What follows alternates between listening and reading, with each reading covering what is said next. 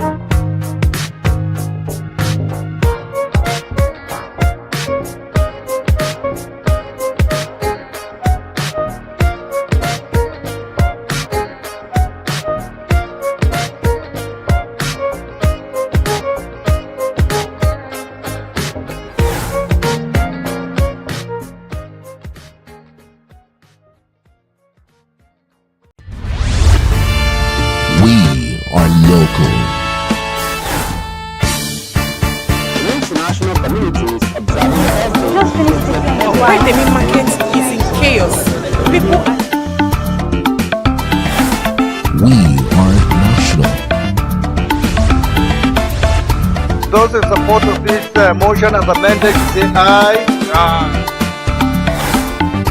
We have taken this move by default. We are international. Israeli airstrikes. Donald Trump left us the worst unemployment.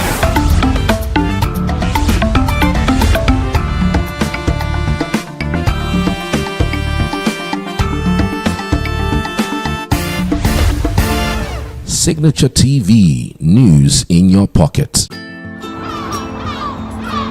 Bright and early as the day breaks, as the newspaper headlines trail the stories that shape the day, we at Signature TV trail the headlines that trail the day. We interrogate the headlines. We analyze the stories that make the headlines. Wyatt is overrated, and they even overrated themselves, and when people see it, they are insensitive of some Nigerian children who have never had what they call CBT. With passion and emotion, we drive the conversation to change the narrative. Let nobody be deceived by Nigerian high level of performing in agriculture export. We are still where we are. Newspaper review on Signature TV every morning on Signature Morning weekdays and Signature New Day weekends. Newspaper review on Signature TV. We do not just review the headlines, we make the headlines relevant to our daily lives.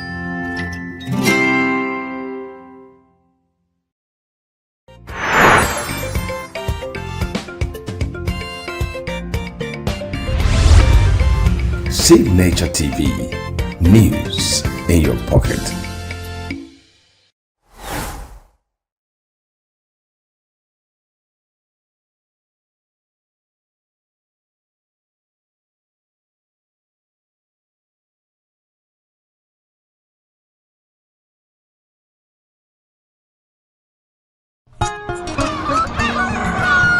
New every morning on Signature TV, we open the day for you with needed energy, information, and required vibes to shape your day. From sizzling snippets of stories in various areas of life to intriguing conversations with net worth guests. When you have people who have no track record becoming your leaders, you have a problem.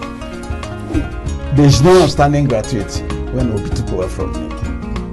I left in all the accounts of Anambra State 13.8 billion for him. Your day cannot be complete without Signature Morning on weekdays and Signature New Day on weekends. There is no better way to start your day except Signature Morning and Signature New Day every day on Signature TV.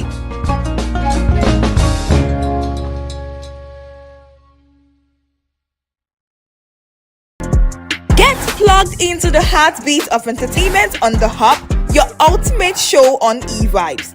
From trending stories and social media drama to top charting music, must-watch movies and exciting moments from the world of arts, we've got it all. Join us for unmissable conversations with your favorite entertainment personalities, plus fun segments every week. I should try harder, so... Okay, I don't know that one. Outfit of the day. Oh, I don't do that. That's some Gen Z stuff. Oh, now you say it's a Gen Z stuff. It's everything you love about entertainment, served fresh every week at 1 p.m. with weekend repeats just in case you missed it. The Hub's on eVibes, where the vibes never stop. Only on Signature TV.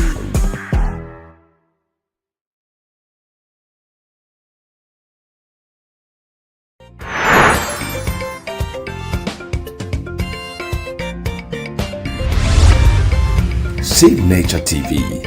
News in your pocket.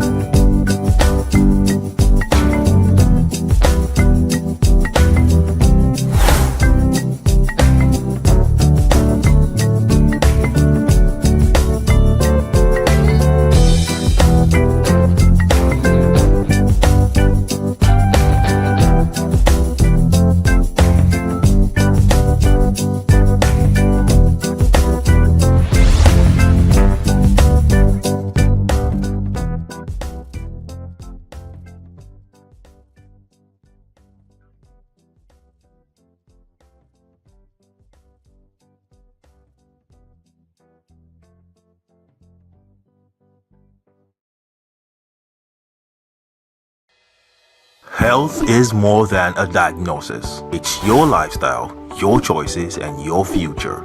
Join us on Inside Health, your weekly deep dive into the stories, science, and solutions shaping your well-being. From expert interviews to real-life journeys of healing and hope, we cover it all. One of the complications of cancer management or treatment is they have some of them, at one point in time, you see them having anemia.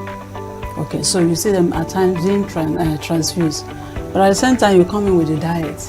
Nutrition, mental health, innovations in medicine, fitness, and everyday wellness. Whether you're managing a condition, staying informed, or just living your best life, Inside Health is your trusted guide.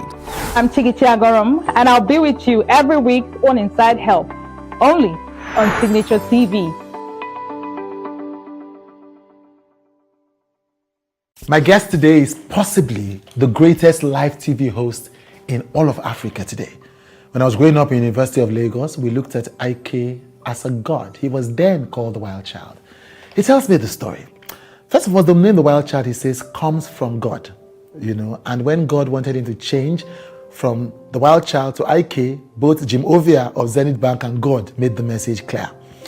God is a big part of his life. He says the reason why he has remained relevant for the past over 20 years is because every choice he's made, including refusing to host for tobacco and alcohol brands, was prescribed by God. And he explains exactly how he heard God tell him this.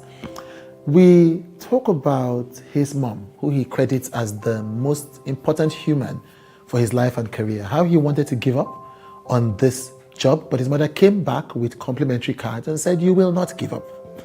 2 years after, barely a year after, I think, he got his first 2 million from that job. He lost his mother soon after to cancer. It was a very quick passing, he says. She was diagnosed late, and within a year she passed, but her passing has changed the way he sees life. And then we talk about his family. He's been married for 16 years now. He married young. His biggest failures in the job over that period, and why he thinks he learned very early to put a good price on his talent, even if people called him arrogant, cocky, and full of himself. The young man who, as a teenager, always knew he wanted to own a radio station is not just one of the biggest TV hosts from the continent, he has also achieved his lifelong dream of owning a radio station. And we end by asking, who is the greatest of them all? Ike, Ibuka, or Frank Edoho? An absolute fave with Chude today.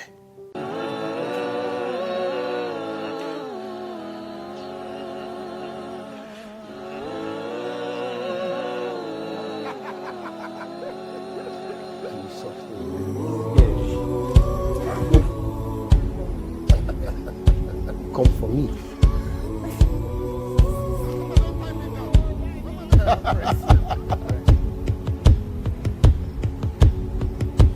It's so good to see you. Good to see you too, Let me man. tell you, so one of the only podcasts I watch, and not because there are a lot, is Toke's podcast. I love Toke. And so I watched that interview with you, and I was like, let my own interview not be like this. Because the same way that Toke admires you is the same way I've always admired you. So I'm like, I appreciate that, man. I really so do. I understood. So a young person that don't know the history, looking at Toke, thinking, why is Toke all about this for this man? I'm like, I completely understand. When I was in university, oh wow, I'm telling you, okay, let's go there. You were like a god to any of us that wanted to be on TV or radio. Oh wow, and that's crazy. I'm telling you, I remember Emilia. Yeah, of course. One day Emilia came to read them or so, and then We are local. International communities observing Why the main market is in chaos. People are We are national. Those in support of this motion as amended say aye. We have taken the news by default. We are international. Israeli airstrikes. Donald Trump left us the worst unemployment.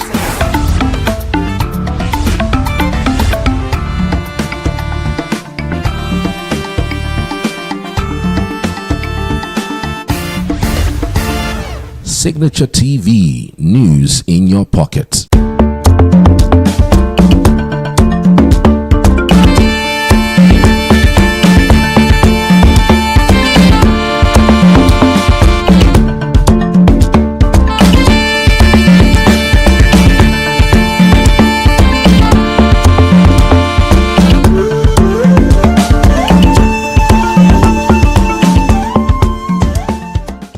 Every second, every minute, every day, news is breaking, events occur, and there are new developments. At Signature TV, we follow these stories objectively, bringing all sides without bias, explaining the complex issues, breaking down the numbers, and investigating the issues behind the news. Anywhere and everywhere, near or far, wherever the news is, we will be there. Signature TV. News in your pocket.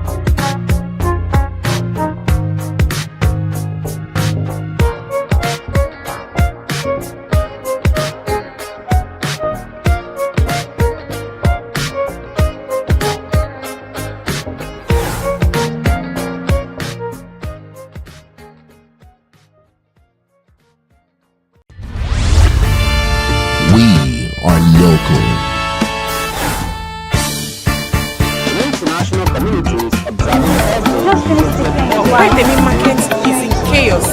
People are We are national. Those in support of this motion as amended, say aye. We have taken the vote by default. We are international. Israeli airstrikes. Donald Trump left us the worst unemployment.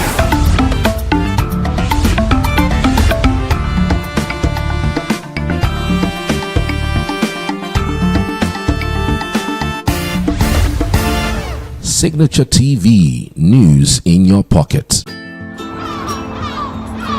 Bright and early as the day breaks, as the newspaper headlines trail the stories that shape the day. We at Signature TV trail the headlines that trail the day. We interrogate the headlines. We analyze the stories that make the headlines. Wyatt is overrated, and they even overrated reserve and went into CBT. They are insensitive of some Nigerian children who have never had what it was CBT. With passion and emotion, we drive the conversation to change a narrative.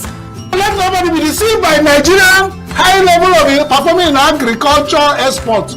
We are still where we are. Newspaper review on Signature TV every morning on Signature Morning, weekdays, and Signature New Day, weekends. Newspaper review on Signature TV. We do not just review the headlines, we make the headlines relevant to our daily lives.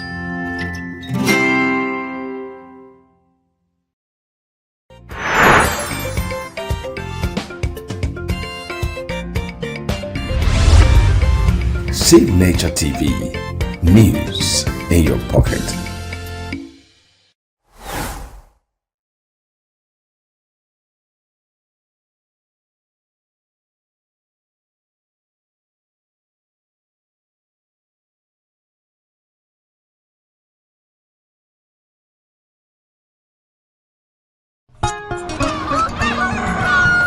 New every morning on Signature TV, we open the day for you with needed energy, information, and required vibes to shape your day. From sizzling snippets of stories in various areas of life to intriguing conversations with net worth guests. When you have people who have no track record becoming your leaders, you have a problem. There's no outstanding gratuity when Obi took over from me. I left, in all the accounts of Anambra State, 13.8 billion for him. Your day cannot be complete without Signature Morning on weekdays and Signature New Day on weekends. There is no better way to start your day except Signature Morning and Signature New Day every day on Signature TV.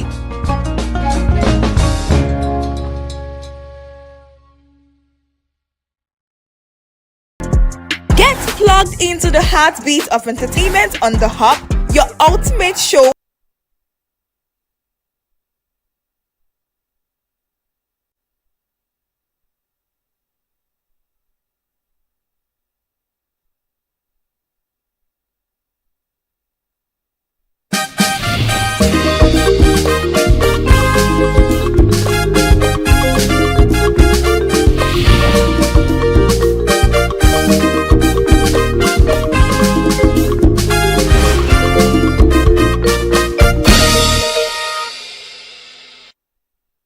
Welcome to Global News on Signature TV. I am Barry Kumo Ado. In the headlines, Tinubu vows to revive Nigeria's refineries after structural reset. Police deploy DIG 30 CPS for Osun governorship poll. China pledges 40 billion naira in grants for Nigeria, and unprecedented rains in Japan killed 6 people. Details in a moment. Every second, every minute, every day, news is breaking. Events occur and there are new developments. At Signature TV, we follow these stories objectively, bringing all sides without bias, explaining the complex issues, breaking down the numbers, and investigating the issues behind the news. Anywhere and everywhere, near or far, wherever the news is, we will be there. Signature TV. News in your pocket. President Bola Tinubu has assured that Nigeria's refineries will be revived after a comprehensive structural and operational reset to make them profitable and capable of delivering value to the country. Tinubu gave the assurance in Abuja when he received the National Executive Council of the Nigeria Union of Petroleum and Natural Gas Workers, led by its national president, Salimon Oladiti, at the State House. He said that the federal government would adopt an evidence-based approach to addressing the challenges confronting the nation's refineries, including detailed research, technical assessments, restructuring, and improved management. The administration, he said, had taken responsibility for addressing the challenges inherited from previous governments, regardless of how long the problem had persisted. The President also appealed to Nigerians and stakeholders to remain committed to the democratic process, promising that the country will ultimately emerge stronger. In his remarks, the NUPENG President Oladiti commended Tinubu for removing the fuel subsidy, describing the decision as a courageous step that had saved the country from decades of financial drain and depletion of its reserves. The NUPENG President, however, urged the federal government to sustain efforts to revive the nation's refineries, noting that functional facilities will strengthen Nigeria's energy security, reduce dependence on imported petroleum products, and create more opportunities for Nigerian workers. The union later decorated President Tinubu as its grand patron. President Bola Tinubu has charged the people of Osun State to go out on Saturday and vote the candidates of their choice without fear of intimidation. The President spoke at the grand finale of the All Progressive Congress governorship campaign for Osun State, where it was represented by Senate President Godswill Akpabio. Tinubu said he had put in place enough security measures to ensure free, fair and credible election, and enjoined all political stakeholders to desist from violence, intimidation and harassment and embrace peace before, during and after the governorship election. Kwasi Governor and Chairman, Nigeria Governors Forum, Abdulrahman Abdulrazak, urged stakeholders to come out en masse and vote in the election. The Independent National Electoral Commission says over 1.9 million permanent voter cards were collected for the Osun governorship election. INEC's National Commissioner, Chairman, Information and Voter Education Committee, Mohammed Haruna, said in a statement that the number was derived from a total of 2.4 million registered voters in the state. Haruna assured Nigerians that INEC is fully ready to conduct a free, fair, credible, transparent and inclusive election on Saturday. Governor Ademola Adeleke of the Accord Party, Bolaji Oyebamiji of the All Progressives Alliance, and the African Democratic Congress candidate Najim Salam lead the race for the state's top job.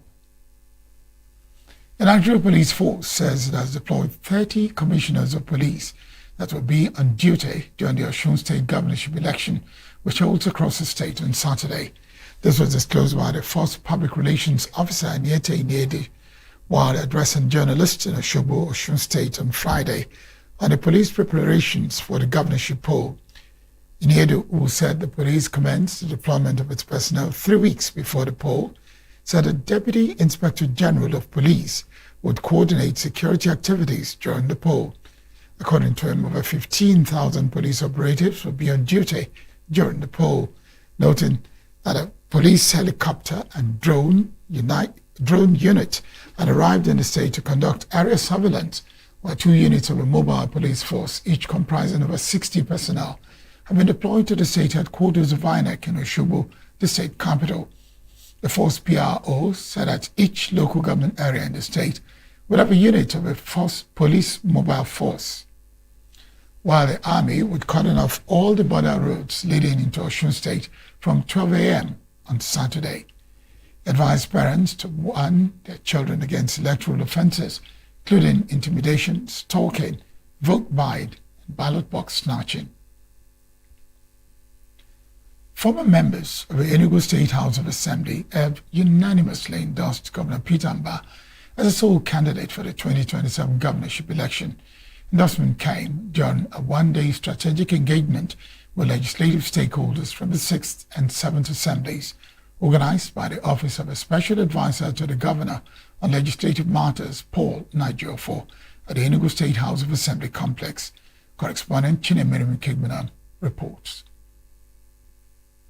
The strategic engagement brought together former lawmakers and political stakeholders to assess governance, review political developments, and evaluate the impact of Governor Peter Mbah's administration on the growth and transformation of ENUGU State. A former member of the State House of Representatives from the 7th Assembly, Emma Ugwerua, advised government aides and supporters against using public platforms to attack critics and political opponents of the administration. He urged them to focus on promoting government achievements and projects that have positively impacted the lives of the people. The former state lawmaker also advocated decorum in the state's revenue drive and emphasized the need for roads across the state to remain motorable before the commencement of political campaigns. Somebody has spoken about rural roads. His Excellency, in his magnanimity, has promised a lot of roads to the rural people. All the areas he visited, there is a lot of gap between that promise and implementation.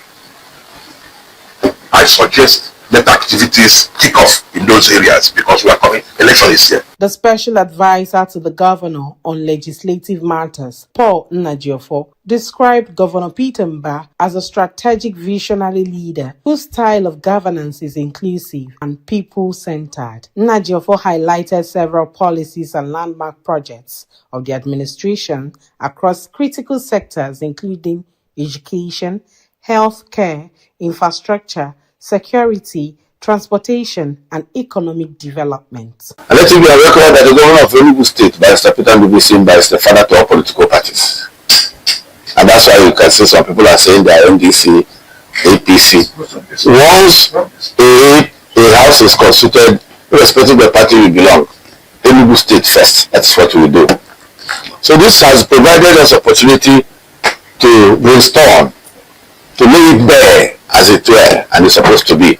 Our feelings, suggestions, recommendations, advices, the way forward. Other stakeholders expressed concern over alleged lack of access to government officials and called for stronger engagement between administration and political leaders at the grassroots level. The former lawmakers unanimously adopted Governor Peter Mbah as their sole candidate for the 2027 gubernatorial election, following a motion moved by Erochukwu Ugwueze, representing Igboeze South State constituency, and seconded by Chinedu Otaka, representing Aninri State constituency. I stand to move a motion that Dr. Peter Mbah has performed well and represented our party and their state well from 2023 till now, and we are adopting him as our sole candidate for 2027 general election. I'm here to second the motion. Ably moved and doggedly moved my brother, my friend, Right Honorable Chief Sir, His Excellency, Barrister Peter Ndubisi, haven't done so well, haven't done so very well in all the areas I discussed with him. He be given a chance to go for second. I so second.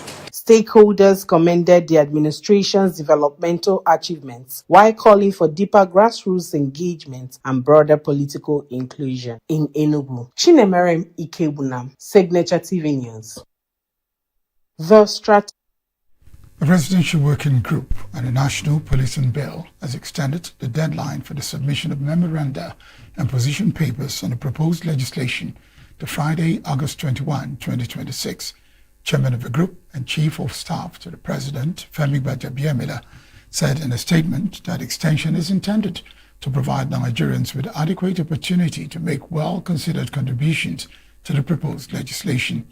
Senate committee is committed to ensuring that the process of developing the National Policing Bill benefits from broad consultation and the informed perspective of Nigerians and relevant stakeholders. Current legal practitioners, civil society organizations, security sector professionals, state governments, professional bodies, academics, experts, and interested members of the public to take advantage of extended period to submit their memoranda and position papers. But appreciating stakeholders who have already made submissions, encourage others intending to participate in the national process to take advantage of extension. Major BMLA explained that a presidential working group will present a final implementation-ready draft of a national policing bill for onward legislative processing. The Abia State government has directed its environmental health officers to urgently inspect all abattoirs across the state and to stop butchers from using vehicle tires to roast animal skin, popularly known as kanda. The Commissioner for Environment, Philemon Obona, gave the charge in Aba during a meeting held with environmental health officers, called for strict enforcement of environmental and health standards at abattoirs. Obona directed the officers to enforce the government's order that sacked sand miners and dredgers from Umigwe and Urata communities in Osiosoma, noting that the Aba Master Plan did not permit sand mining activities in the area. He urged them to intensify public sensitization on proper sanitation practices and educate residents on the importance of maintaining clean and healthy surroundings. Tragedy struck the Kasa community in Barkinladi local government area of Plateau State when 7 miners were killed after a mining pit collapsed on them. The incident occurred at about 7 p.m. on Wednesday, while the victims were reportedly digging inside a pit to extract minerals from the site.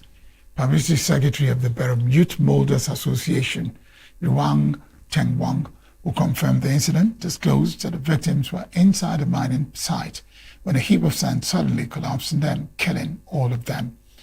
Tengwang said efforts were immediately made to rescue the victims, but they were eventually found dead after rescuers succeeded in digging through the heap of sand.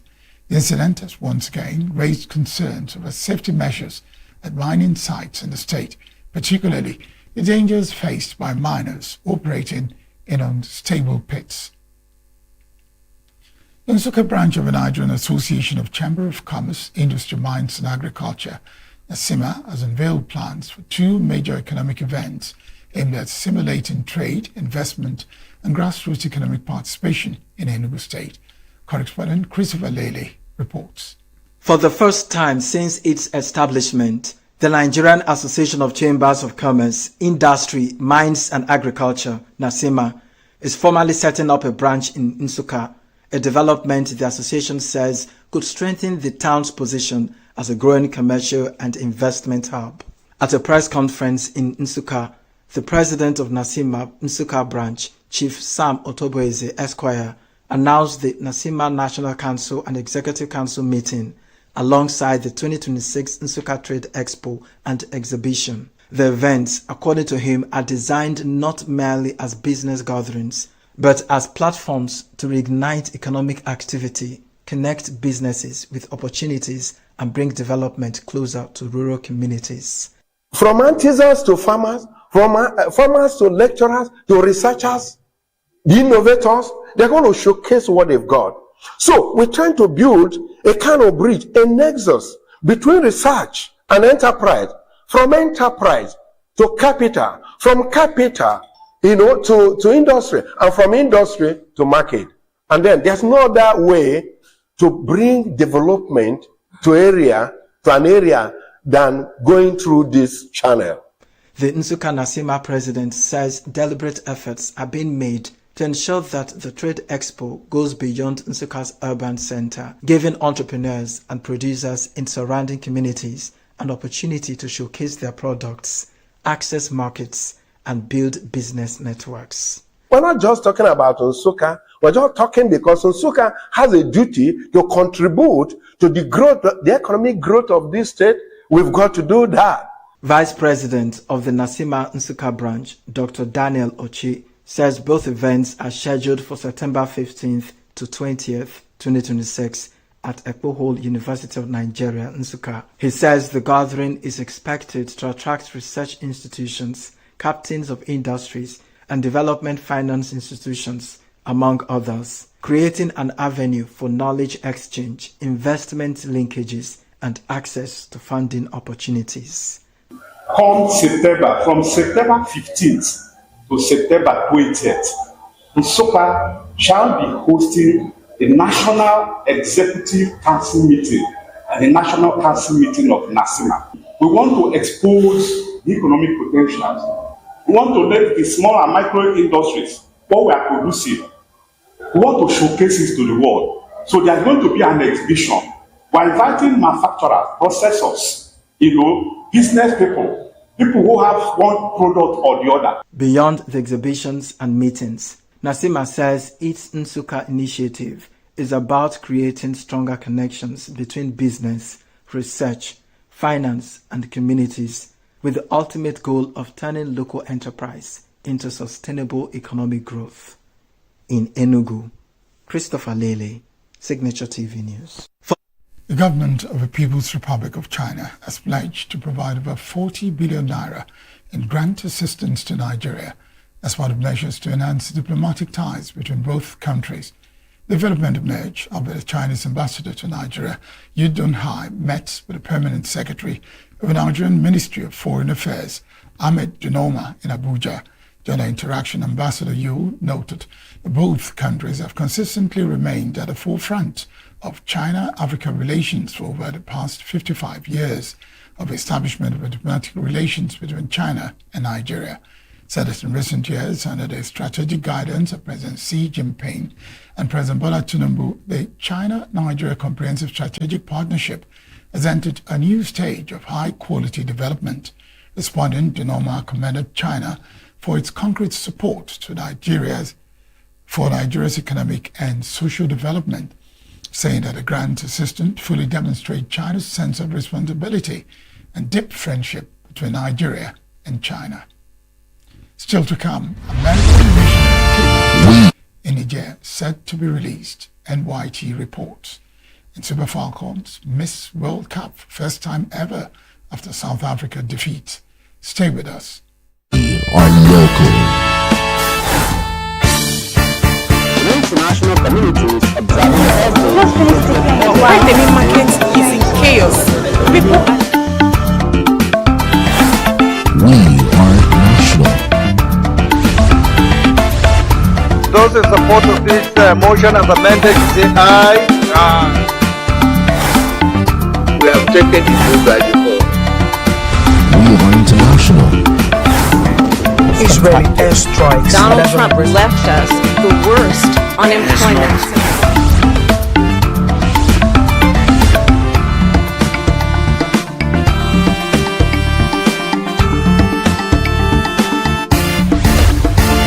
Signature TV, news in your pocket.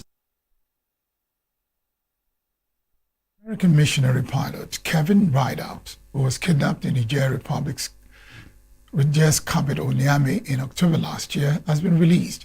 Rideout was a pilot for the Evangelical Mission Agency 7 in mission, was seized by 3 unidentified men as he headed to the airport.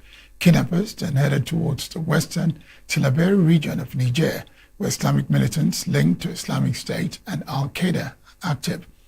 American officials said the Rideout is on its way to the United States, and then that it was in good health based on proof-of-life images that were provided.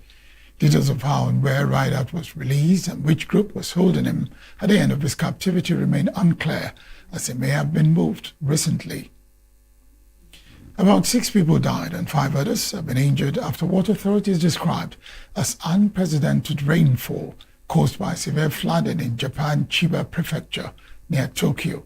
Authorities stated that the rainfall is about 3 times the average for August and is the highest volume ever recorded in the country, and also triggered Japan's highest emergency warning.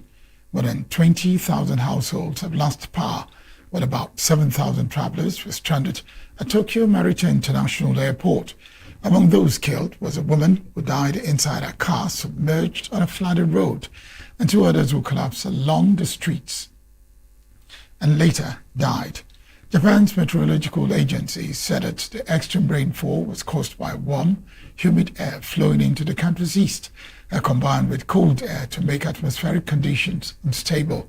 The rains are expected to last through on Friday, with authorities urging residents in affected areas to remain alert. Oil prices gained on Friday after the United States threatened an indefinite naval blockade of Iran, renewing concerns over crude supplies. Brent futures rose 90%, or about 1%, to trade at $87.97 a barrel. U.S. West Texas Intermediate also rose by 91% to $82.16 per barrel. Both benchmarks were on track for weekly gains of about 4%, despite falling more than 2% in the previous session. The latest U.S. threats come as Iran curbs flows through the Strait of Hormuz, which carried 20% of the world's oil before the conflict, driving up fuel prices and putting pressure on President Donald Trump to end a war that is unpopular at home. Iran has also been restricting oil flows through the Strait of Hormuz, a major global energy route that carried about 20% of the world oil before the conflict. The Organization of Petroleum Exporting Countries and International Energy Agency have both lowered their forecast for oil demand growth. The Japanese yen is heading for its biggest weekly loss in about a month, raising concern that Japan may need to intervene again to support the currency. The yen has fallen about 0.9% this week to around 159 yen to the US dollars, giving back roughly half of the gains recorded after officials' intervention in late July and early August. Traders are now watching the 160 yen level closely, as a further decline could trigger another round of government intervention.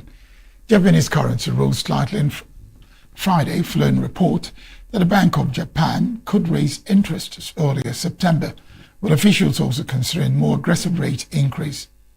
Currency market has remained relatively steady this week, with support for the dollar from higher oil prices and Middle East tension offset by the benign U.S. jobs and inflation reports that reduce expectations for U.S. interest rate hikes. Sports. Nigeria's Super Falcons have suffered one of the biggest setbacks in the history of women's football in the country, losing 2-1 to South Africa and missing out on the FIFA's Women's World Cup for the first time since the competition began in 1991. Dramatic defeat came on Thursday night in Casablanca, Morocco, in a high-stakes CAF playoff that doubled as Nigeria's last route into the 2027 World Cup in Brazil. South Africa's victory sends Bayana into the intercontinental playoffs, with Nigeria's hopes of maintaining its remarkable record of appearing at every edition of the Women's World Cup have come to an end. The Super Falcons had appeared at every previous FIFA Women's World Cup since the inaugural tournament in 1991, where Africa's only ever present team at the competition. From the disappointment, Super Falcons coach Justin Madugu said he was not afraid of losing his job to Nigeria's failure to qualify for the World Cup. While the Falcons endured heartbreak, there is encouraging news from Nigerian basketball as the Junior D Tigers have reached the semi-finals of the 2026 FIBA Under-18 Women's Afro-Basket in Cote d'Ivoire after an impressive run at the tournament, where Nigeria produced a statement performance in the quarterfinal, defeating Cameroon 75-45 to book its place in the last four. Galatasaray have reportedly sent a firm message to clubs interested in Victor Osimhen, insisting that the Nigerian striker is not available for transfer. 27-year-old has attracted interest from several clubs during the summer transfer window, with Premier League side Arsenal and Saudi Arabian outfit Al Hilal among those reportedly monitoring his situation. Al Hilal is said to have entered the race as they consider their attacking options, with reports suggesting the Saudi Pro League club could part ways with former Real Madrid striker Karim Benzema. Arsenal have also reportedly made inquiries about Osimhen as they continue to assess their attacking options, with the Gunners said to be holding discussions with Galatasaray over a potential deal for the Super Eagles forward. However, Galatasaray have made a position clear that they are unwilling to entertain offers for their leading striker.